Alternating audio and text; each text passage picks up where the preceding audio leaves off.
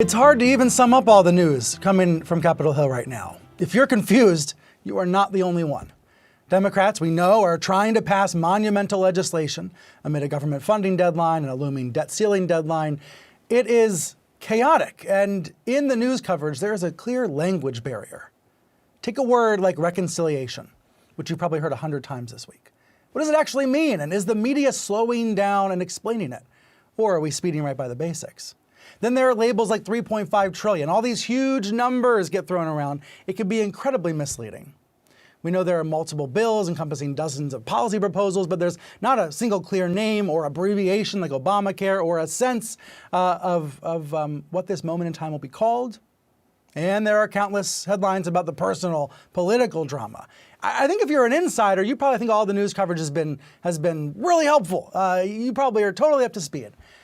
But for everyone else, I fear it's indecipherable and almost impenetrable. So what can we do better? With me now is Catherine Rampell, Washington Post opinion columnist and CNN economic and political commentator, and Josh Marshall, founder and editor-in-chief of Talking Points Memo. I've seen you both sharing your media critiques on Twitter. Let's bring those on to television now.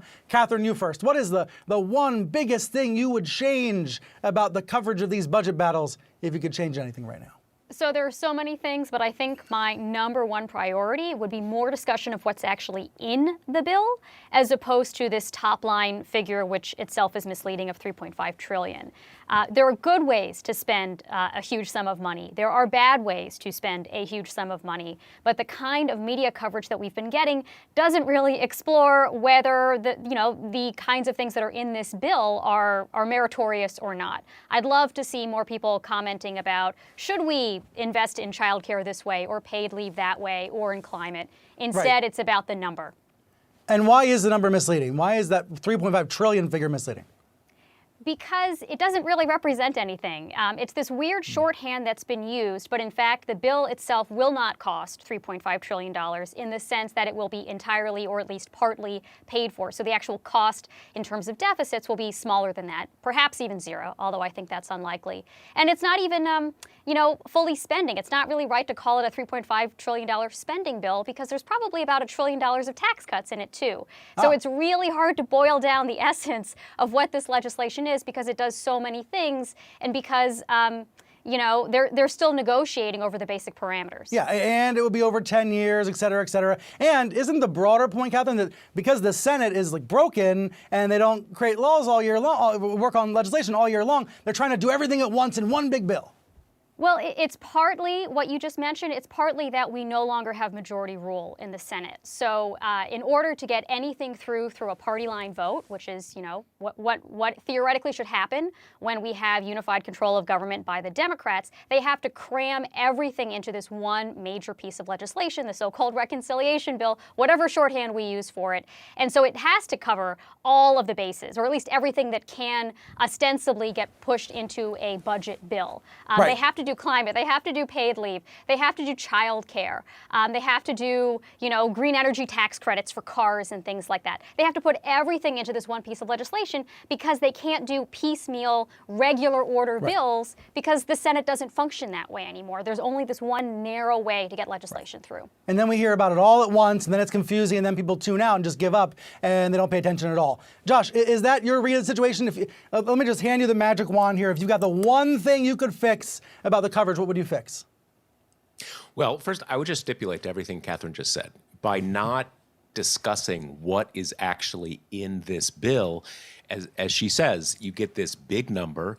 And, it's sort of like if someone said, do you want to spend the $100,000, right, in some, home context? Well, $100,000 is a lot of money just on its own. If I don't know what I'm getting, I'm going to be pretty skeptical. So that, I think, is one of the biggest things wrong. And that's why you end up, and if you're not talking about the substance, you inevitably get down to sort of personal drama about Joe Manchin and Joe Biden and Kyrsten Sinema and stuff like this. So I think that is the biggest thing. What we should really be, if we got it even in a shorthand about the specifics, we would be saying, we've already got the bill that builds roads.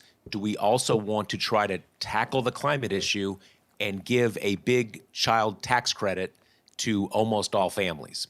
that's still shorthand, but that gets you to something like it.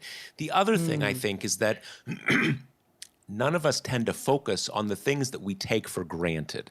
And in a lot of the coverage, most reporters take for granted a high level of Republican misbehavior, for lack of a better word. Oh. One of the things that is complicating this week is that Democrats are trying to basically keep paying the government's expenses. Republicans are using the filibuster to basically drive the country into a debt default. I have not heard that anywhere. That is what is happening. And so what the Democrats are forced to do is basically put in avoiding debt default into the reconciliation package, into that $3.5 trillion package. Now, people who follow the ins and outs of this very closely, I'm not saying anything they don't already know, but most of the reporters, even a lot of the best ones, we've seen this before. This happens every few years. So it's taken for granted. And when you don't discuss that, you get a very distorted understanding of what is happening. You get headlines that say, "Oh, Democrats have another problem. They've got to do something called the debt ceiling limit." Well, again, this is about the filibuster, but you don't hear that. And again, reporters take for granted what they take for granted, but that or what they already know, right? As opposed to what the public knows. Yeah. Look, we know from Google Trends data, people are searching debt ceiling, trying to figure out what the heck it means because they don't know, and we should respect that as a media, institute, as a press corps, and try to help them understand it. All right, Josh and Catherine, thank you both for the thoughts. Thank you for the magic wand.